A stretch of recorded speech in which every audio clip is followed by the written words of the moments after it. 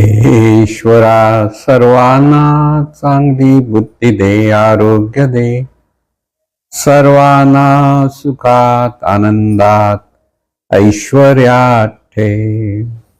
सर्वांचं भलं कर, कल्याण कर, रक्षण कर, आणि तुझे गोड नाम मुखात अखंड राहू दे. सद्गुरुनाथ महाराज की जय.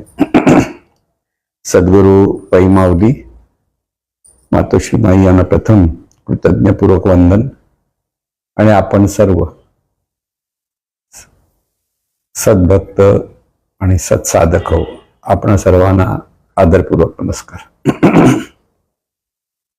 आज सोमवार आणि आपण जे चिंतन करीत आहोत ते, चला आपण सारे आनंदाने जीवन जगूया. आनंदाने जीवन जगणं आहे खरं सोपं, पण आपणच आपल्या कल्पनेतून किंवा आपणच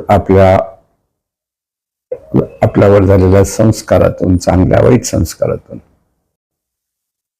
हा आनंद सहजपणे चाखायचा असतो की सहजपणे अनुभवायचा असतो, हेच आपण विसरतो. आणि आज जगामध्ये जर आपण पाहिलं, प्रत्येकाला आनंदच हवाय, कोणाला नको आनंद, आणि त्या आनंदासाठी सगळेजण धडपडत आहेत.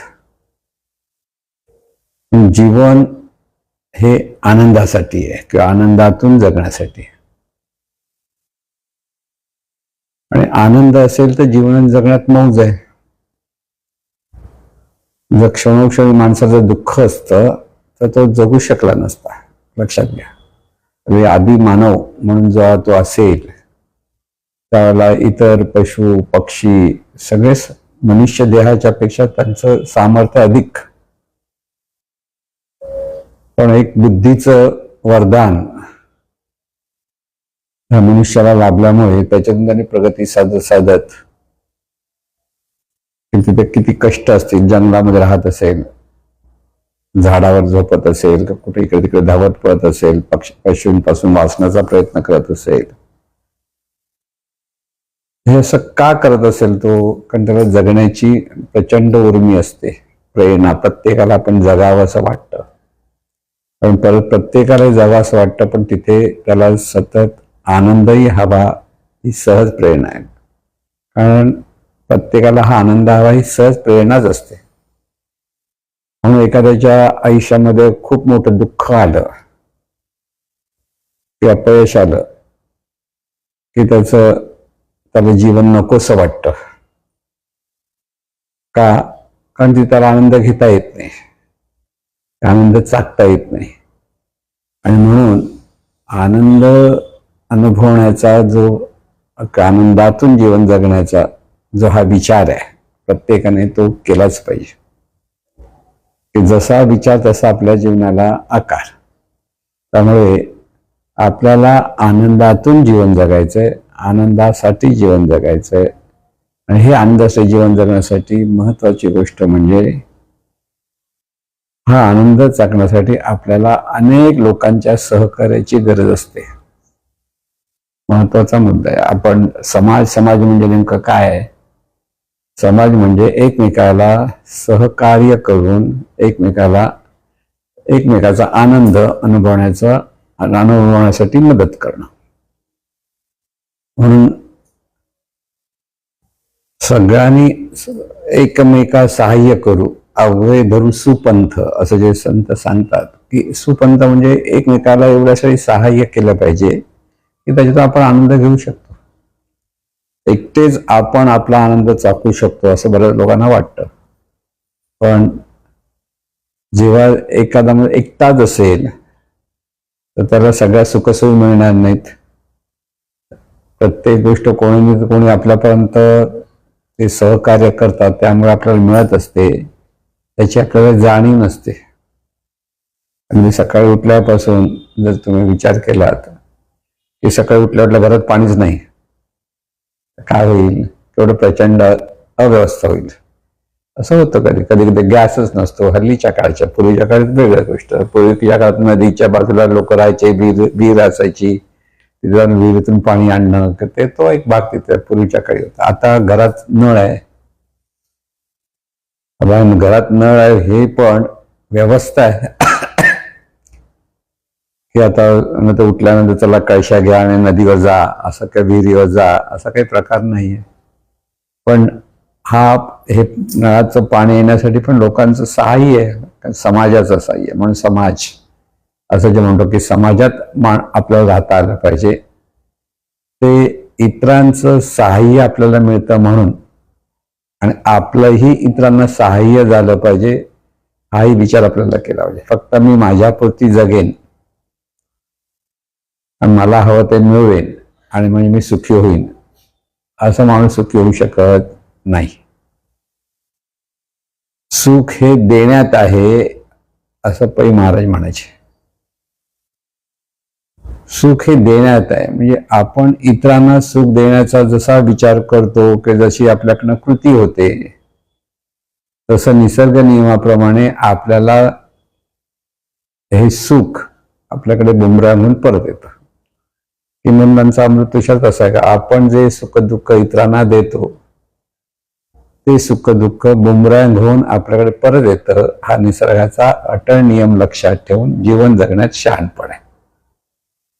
म्हणजे मी फक्त एकटा माझ्यापुरती सुखी होईन, मला इतरांची पर्वा नाही, की मला इतरांना कोणाला मदत करायची नाही, की मला इतरांच्या कसलाही त्यांच्याशी संबंध ठेवायचा नाही, असं जर एखाद्या माणसानं ठरवलं तर सुखी होऊ शकत नाही. कारण त्याला मिळणाऱ्या सगळ्या सोयी हे इतरांच्या सहकार्यातून मिळत असतात.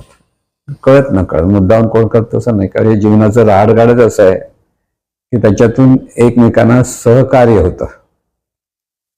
सकाळी उठल्या जसं पाणी येणं हे म्युनिसिपालिटीच्या लोकांचं जे कार्य आहे ते आपल्यासाठी सहकार्य आहे, आणि त्याप्रमाणे ते पाणी येतं. गॅस आणि पाईपमधून गॅस येतो, तो जर बंद झाला तर सकाळचं अगदी चहापासून सगळ्याची पंचायत. म्हणजे ज्या गोष्टी ज्यावेळेला अचानक जातात त्यावेळेला आपल्याला कदाचित लक्षात पाणी नाही मग आपण आरडाओरडा करतो. बऱ्याच वेळा सोसायटीमध्ये असेल तर सोसायटीमध्ये कोण असेल त्याला ओरडत बसतात का, तर त्यांना पाणी हे आवश्यक आहे. पण ह्या लोकांच्या मदतीमुळे आपल्याला पाणी मिळतं, अनेक लोकांच्या मदतीमुळे.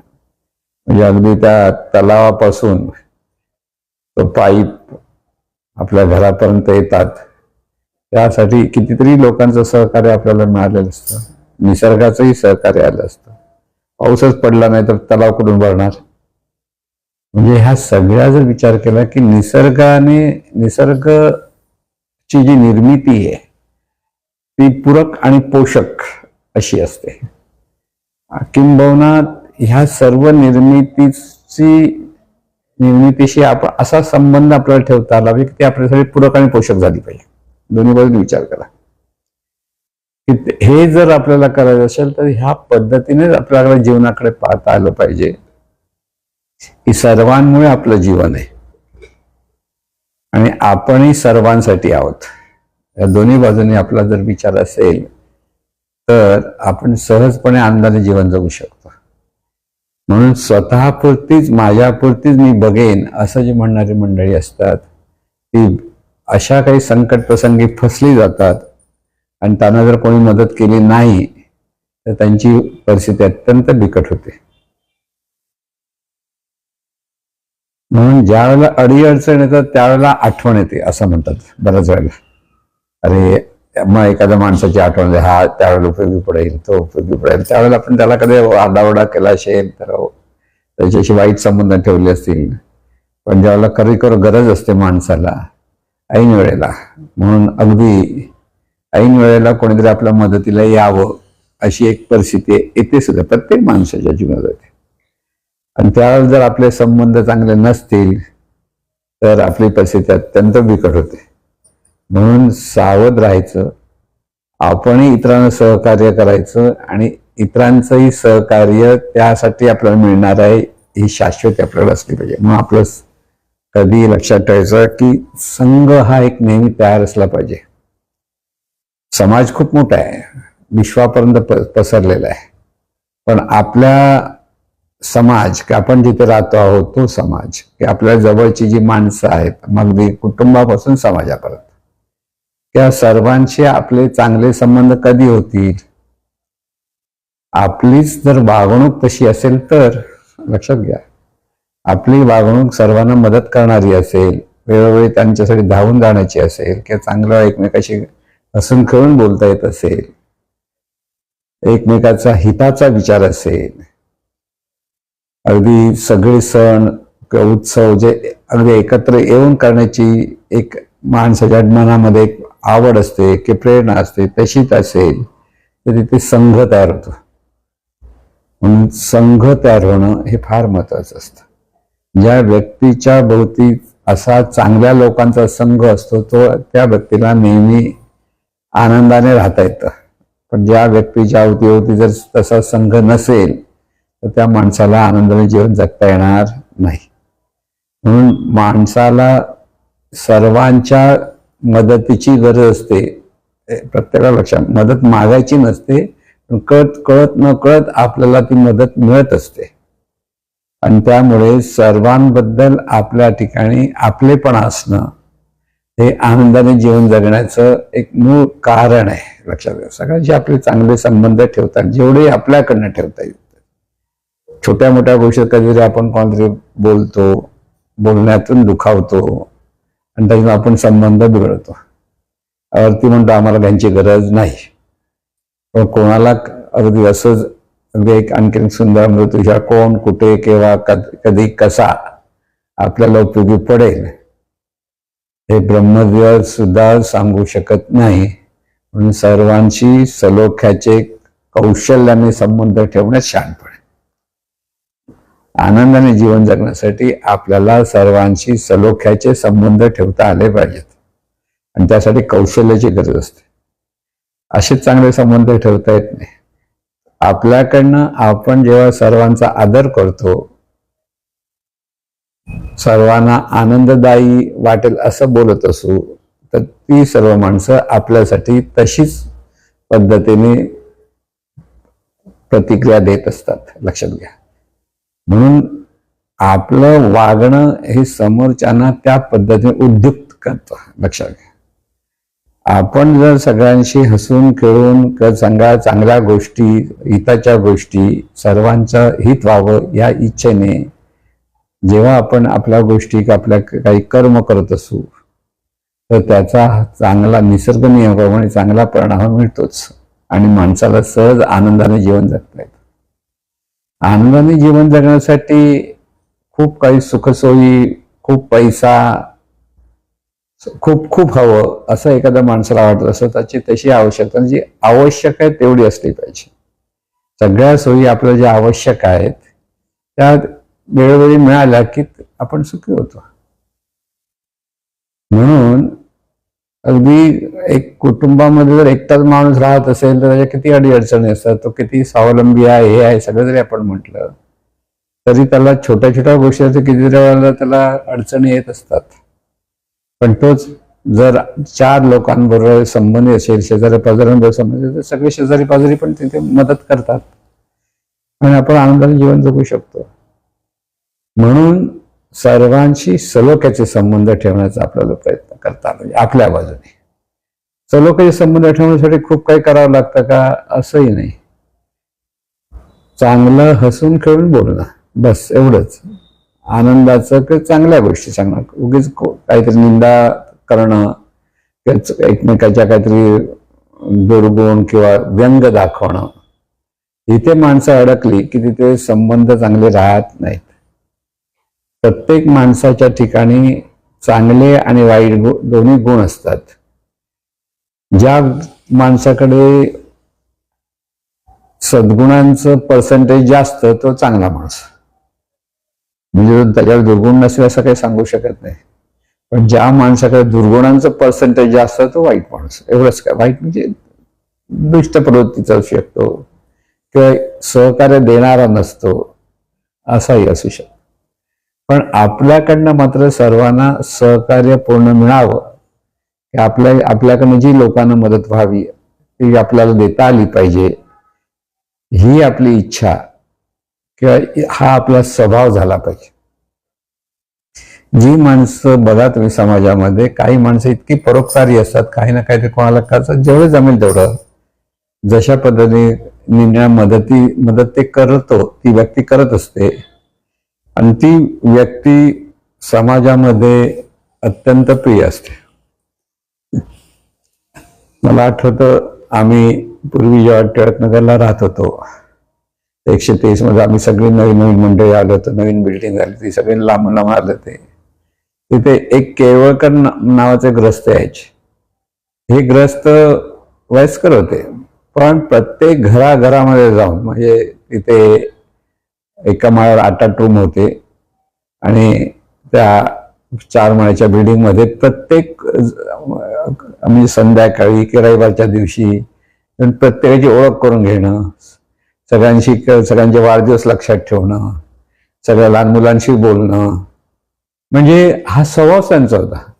म्हणजे केळवळकर हा सगळ्यांच्या घरातलाच माणूस झाला होता, खरं सांगायचं म्हणजे. इतका आनंद नाही, म्हणजे त्यांनी नाही आलं तर लोकांना चुटपुट लागायचे, आज का नाही आले, म्हणजे देत होते का, काहीच नाही, फक्त चांगलं बोलणं, चांगल्या गोष्टी सांगणं, मदती, ती काय हवं नको, इथं नवीन जागेत आलं तुम्हाला काय आवश्यक आहे काय नाही हे सांगणं, ह्या अंगाने ही व्यक्ती म्हणजे केळवळकर आज नाही येते, पण ही एकच व्यक्ती अशी होती की सगळ्या अख्ख्या बिल्डिंग मध्ये जाऊन सगळ्यांशी चांगले संबंध ठेवत होते. नुसते जायचे, थोडं बसायचे, निघायचे, खूप काही बसत होते असंही नव्हतं, पण प्रत्येक घराच्या प्रत्येक माणसाची त्यांना ओळख होती. त्यांचा वाढदिवस कधी होते ते त्यांच्याकडे नोंद असायची, आणि त्या वेळेला त्यांना शुभेच्छा द्यायला यायचे.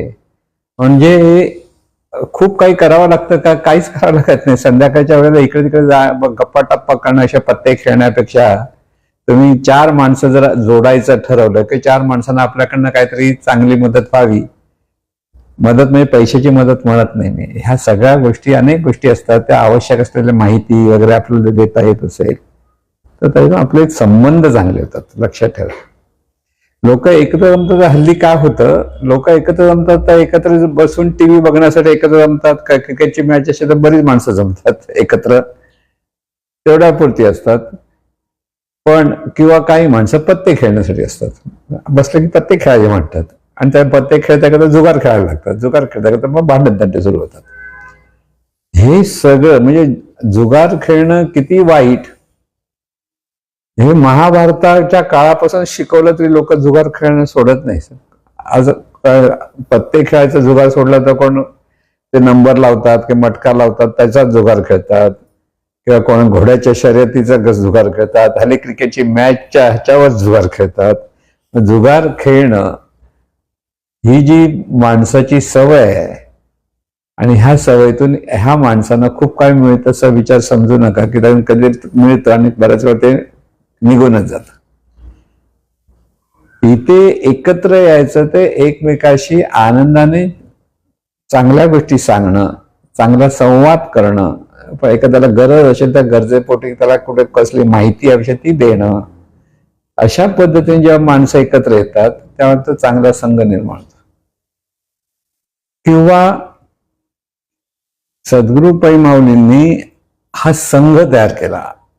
आता अनेक शाखा त्यांच्या निर्माण झाल्या प्रत्येक जागेसाठी, म्हणजे प्रत्येक, आता मुंबई शहरात अनेक संस्था आहेत, शाखा झाल्या, किंवा पुण्यामध्ये शाखा झाल्या, जिथे जाते शाखा म्हणजे काय, संघ तयार केला. आणि या संघ तयार करताना एकच प्रार्थना ठेवली, प्रार्थना काय, सर्वांचं भलं होते. गंमत बघा, प्रार्थना ही प्रार्थना ज्या कोणी सहज असलेला माणूस ऐकतो त्याला आनंद होतो. का आनंद होतो, कारण त्याचे सर्वांचं भलं होऊ दे हा विचार असतो. माझंच भलं व्हावं हा विचार नाही केला, की हे ईश्वर सर्वांना चांगली बुद्धी द्यावं, हे सर्वांचा विचार ज्या वेळेला करायला लागतो आपण, तर एखादा माणूस नवीन ऐकतो ना त्याला इतका आनंद होतो. रोज ऐकणाऱ्यांना कधी तो आनंद होत नसेल, का अतिपरिचयात अवज्ञ होते. पण आपल्या गाडीच्या मागे जर कोणी, बरेच लोक ही प्रार्थना लावतात, मोठ्या अक्षर जर लावले तर येणार जाणार वाचतात, येणार जाणारे लोक हात हलवून छान आहे छान आहे म्हणून निघून दाखवतो. अनुभव घ्या. माझ्या मागच्या गाडीच्या मागच्या कॉलेजच्या मध्ये मोठ्या अक्षरात प्रार्थना होती आणि ती प्रार्थना जाताना मागून येणारी गाडी पुढे जाताना हातबीत करून जायचे आणि छान आहे म्हणायचं.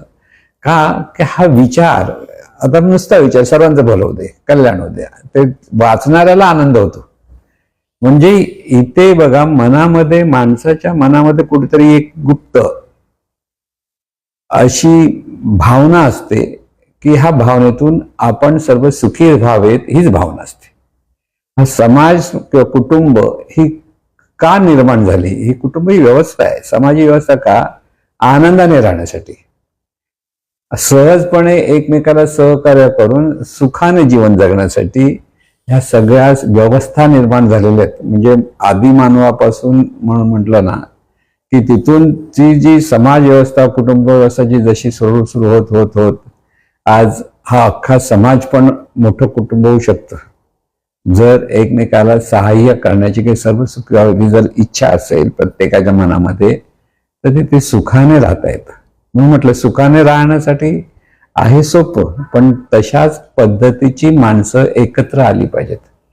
सद्गुरू पाई माऊलीने हे मोठं कार्य केलं. त्यांच्या मार्गदर्शनामुळे अनेक लोक एकत्र आले. शहाणपणाने कसं जीवन जगायचं हे त्यांनी शिकवलं. त्यांनी काय दिलं? पैसे दिले का? नाही. त्यांनी फक्त ज्ञान दिलं आणि ते ज्ञान ज्यांनी आत्मसात केलं की जे त्याप्रमाणे जगण्याचा प्रयत्न केला ते सुखी झाले. विचारातून किंवा आपल्या सद्भावनेतून सर्वांप्रती जे आपल्याकडे जी सद्भावना असते की सर्व सुखी व्हावेत, ही सद्भावना आहे. सर्वांचं भलं होते, ही सद्भावना आहे. ह्या सद्भावनेतून आपण जेव्हा सर्वांप्रती संबंध ठेवायला लागतो त्यावेळेला सहजपणे तो चांगला सत्संग तयार होतो. सत्संग हा सुखाने जीवन जगण्यासाठी, टीका करण्यासाठी की निंदा करण्यासाठी नाही, की दुसऱ्या इतरांबद्दल काय वेडवाकडं बोलण्यासाठी नाही, तर आपल्या मानवी मनामध्ये चांगल्या विचारांचं बीजरोपण व्हावं ह्यासाठी सत्संग पाहिजे. सत्संगामध्ये एकमेकाला मदत करण्याची तर प्रेरणा असायलाच हवी, पण आपल्या जवळ असलेला प्रत्येक माणूस कसा सुखी होईल, कसा यशस्वी होईल, कशी त्याची प्रगती होईल, ही जी विचार जर त्या प्रत्येक संघातल्या प्रत्येक माणसाकडे असेल तर तो संघ आणि त्या संघातला प्रत्येक माणूस सुखी होतो. जग सुखी व्हायला पाहिजे हे जीवनविद्येचा महत्वाचा जो उद्घोष आहे. हे जग सुखी व्हावे आणि हे राष्ट्र सर्व राष्ट्रांचे पुढे व्हावे.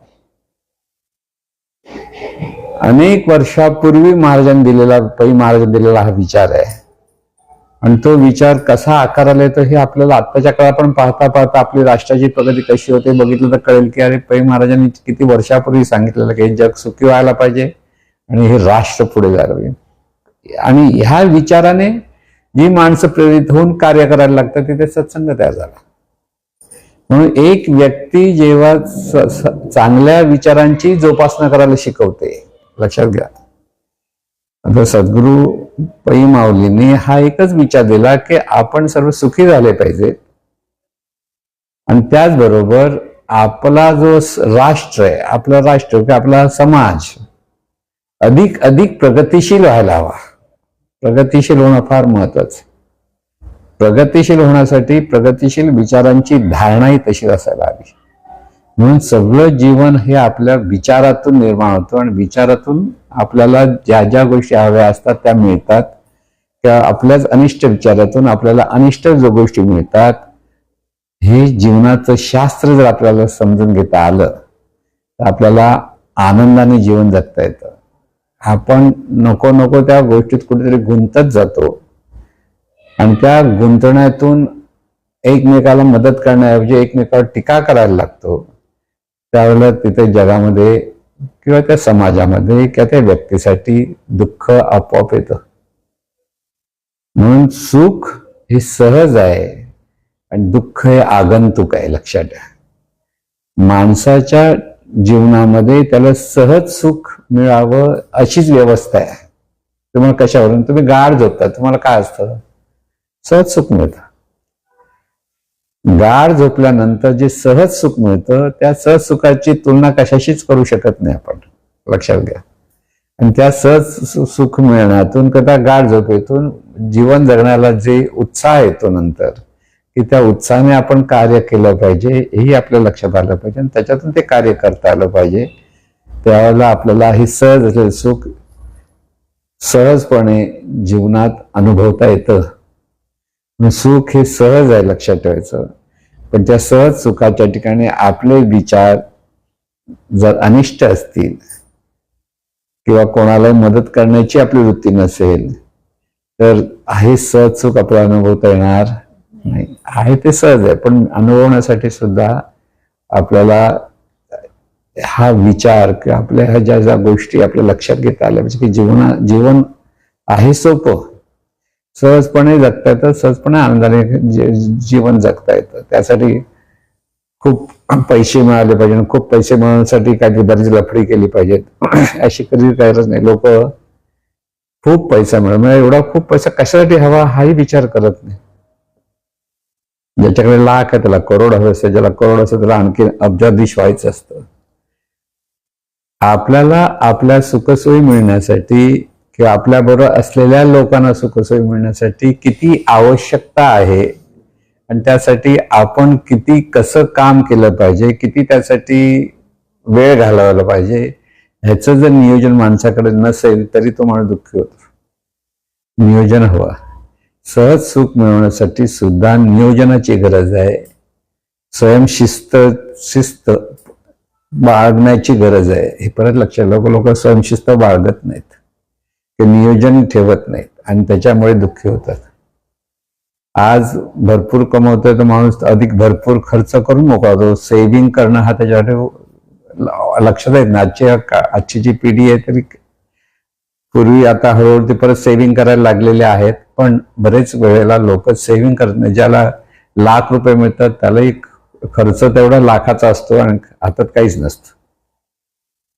पण ह्या गोष्टींचा विचार करून माणूस जेव्हा सेव्हिंग आपलं थोडंसं केलंच पाहिजे आणि ते सेव्हिंगमुळे पुढचं आयुष्य त्याचं सुखाचं होणार आहे हे त्यावेळेला लक्षात येतं. जर सेव्हिंग नसेल तर मात्र मग सगळ्यांच्या समोर हात पसरण्याची वेळ येते आणि त्यावेळेला माणसाला दुःख हे आपोआप येतं.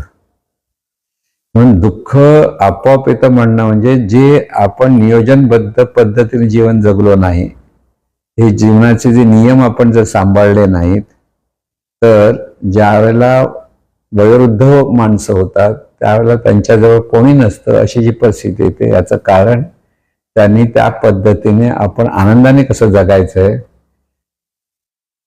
आज जी परिस्थिती आहे ती उद्या परिस्थिती असेल ह्याची गॅरंटी नसते. त्यामुळे तिथे आपण आनंदाने जगण्यासाठी माणसांशी चांगले संबंध ठेवून जगण्यात शहाणपण हे लक्षात ठेवायचं. म्हणून सलोख्याचे संबंध सगळ्यांशी आपल्याला ठेवायला पाहिजे. माणूस लहान आहे की मोठा आहे असा भाग असता कामा नये, तर प्रत्येकाचा सन्मान आपल्याकडनं व्हायला हवा आणि त्या सन्मानातून प्रत्येकाला आनंद मिळतो. तुम्ही आदराने जेव्हा एखाद्याशी बोलता तर त्याचा आनंद त्याला तर होतोच, पण आपल्यालाही त्याचा आनंद होतो. तुम्ही आदरपूर्वक बोला, तुम्हाला सहज सुख मिळत असतं. पण तुम्ही जरा श्रेष्ठ कनिष्ठ भावनेतून जर बोला तर तुमच्या मनात काहीतरी एक दुरावा निर्माण असतो आणि तिथे सहज सुख नसतं. म्हणून येणाऱ्या समोर भेटणाऱ्या प्रत्येक माणसाचा मनापासून सन्मान असायला हवा, त्याचं भलं व्हावं ही इच्छा असायला हवी आणि आपण सर्व आनंदाने जीवन जगू ही भावना असायला हवी. सगळ्या भावनेतून माणूस सहज सुखाने जीवन जगू शकतो. आणि म्हणून आवश्यक आहे त्या सगळ्या गोष्टी आपल्याला करायच्या. ज्या ज्या गोष्टी आपल्याला आवश्यक मिळवायच्या, पैसा मिळवावा लागतो, पैसा फुकट येत नाही, त्यासाठी मेहनत करायला लागते हेही आपण लक्षात ठेवलं पाहिजे. मेहनत ही प्रत्येकाला करावीच लागते. आळस करून माणूस सुखी होऊ शकत नाही, त्यासाठी मेहनत हवीच. आणि मेहनत करण्यासाठी, पैसा मिळवण्यासाठी काम हे केलंच पाहिजे. म्हणून पोटासाठी काम की कामासाठी पोट, असा महाराजांनी प्रश्न विचारचे. बरेच लोकांचं उत्तर होतं पोटासाठी आम्ही काम करतो. पण निसर्गाने आपल्याला पोट का दिलं की आपण काम केलं पाहिजे म्हणून दिलं. हा अर्थ महाराजांनाच कळला. कारण असा अर्थ कोण लावणार, आपण पोटासाठी काम करतो म्हणणारे लोक आहेत. पण पोट का मिळालं तुम्हाला, पोट का आलं का भूक लागेल, भूक लागले तर अन्न हवं, अन्न हवं तर त्या मिळवण्यासाठी पैसे हवेत आणि त्यासाठी कष्ट केले पाहिजेत. म्हणून कष्ट प्रत्येकाने केलेच पाहिजेत. हा निसर्गाचा नियम आहे. आपल्या प्रकृतीनुसार शरीराची प्रकृती आहे त्यानुसार प्रत्येकाला मेहनती करावीच लागते, काम हे करावंच लागतं. आणि म्हणून प्रेमाने काम करा आणि सर्वांचं भलं व्हावं म्हणा की तुम्ही आनंदाने जीवन जगू शकता. लव्ह वर, ब्लेस ऑल आणि will be blessed by God. हे छोटे छोटे विचार आहेत, पण हे छोटे छोटे विचार आपल्याला सहजपणे आनंदाने जीवन जगण्यासाठी कारणीभूत ठरतात. लक्षात घ्या, छोटे छोटे विचार हे आपली जीवन जगण्याची पद्धत असली पाहिजे. प्रेमाने काम करा, मनापासून काम करा, जे आहे त्यात सगळं ओतून काम करा. तिथे थोडासा कंजूसपणा करू नका, पण ते केल्यानंतर सर्वांचं भलं व्हावं म्हणा, तुम्ही सुखी व्हाल, आनंदाने जीवन जगता येईल. कारण त्याच्यातून सगळ्यांशी आपले चांगले संबंध आपण जोडत असतो. जेव्हा सर्वांचं भलं व्हावं म्हटलं की सगळ्यांशी आपले चांगले संबंध होतात. म्हणून असं हे जीवन आपण सहज आनंदाने जगू शकतो. आणि म्हणून हे सहज आनंद जगा की सर्वांचा सन्मान महत्वाचं. लक्षात, संबंध ठेवायचा असेल तर सर्वांचा सन्मान आणि सर्व सुखी व्हावं ही भावना आणि आपल्या वाटाला आलेलं काम प्रेमाने करणं, या 3 गोष्टी केल्या की माणूस सहज आनंदाने जीवन जगू शकतो. म्हणून असं सर्वांनी आनंदाने जगावं ही सद्विचारणी प्रार्थना. हे ईश्वरा, सर्वांना चांगली बुद्धी दे, आरोग्य दे, सर्वांना सुखात आनंदात ऐश्वर्यात ठेव. सर्वांचं भलं कर, कल्याण कर, रक्षण कर आणि तुझे गोड नाम मुखात अखंड राहू दे. सद्गुरुनाथ महाराज की जय.